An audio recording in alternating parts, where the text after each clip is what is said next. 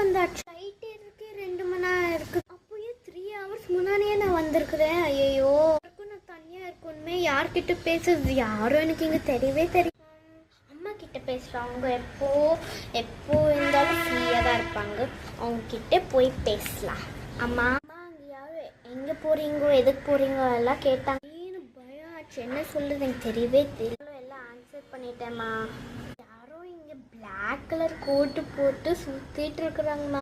பார்க்கவே செம்ம காமெடியாக இருக்குதுமா. அவங்க ஏதோ கல்லாமாய ட்ரெஸ் போட்டு வந்திருக்குறாங்கம்மா. அம்மா அவங்களால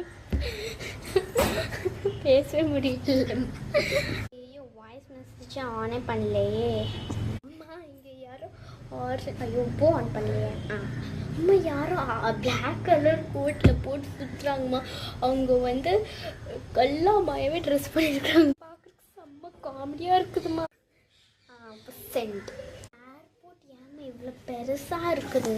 கிலோமீட்டர் நடந்து 10 கிலோமீட்டர் நடந்து வந்திருக்கிற மாதிரி இருக்குதுமா. ஏதோ கேட்டுக்கு போறதுக்கு கேட் இருக்குது தெரியல. ஏர்போர்ட் இந்த வெளியூர் இருக்கு. நான் அங்கேதான் ஃப்ளைட்டே வருவாம்மா. கடையெல்லாம் நல்லா இருந்துச்சுமா. அப்புறம் இதுவும் நிறையா இருக்குது. அதுக்கப்புறம் ஃப்ளைட் இன்னும் டைம் இருக்குது அப்படி சொல்லி ஒரு கடைக்குள்ளே போனா ஒரு கிட்கேட் எடுத்தேன். 29 ரூபா சொல்லிட்டாங்க. எவ்வளோ அந்நியமாக இருக்குது. ரொம்ப எக்ஸ்பென்சிவ் ஏர்போர்ட்டுக்கு. ஆனால் எதுவும் ஸ்நாக்ஸ் எடுத்து வரலம்மா, அதுக்கு வாங்கிக்கிட்டேம்மா. அதை ஒரு மெசேஜும் பார்க்க மாட்டேன் சொல்கிறாங்க. பார்த்துருக்கலாம் ரேட் ஏன் பார்க்குறதே இல்லை. பண்ணால் ரொம்ப நேரம் பேசுகிறோம். வாய்ஸ் மெசேஜே என் பாஸ்போர்ட் இருக்குது. ஐயோ இங்கே பேக் சூட் கேஸ் வச்சுருந்தி.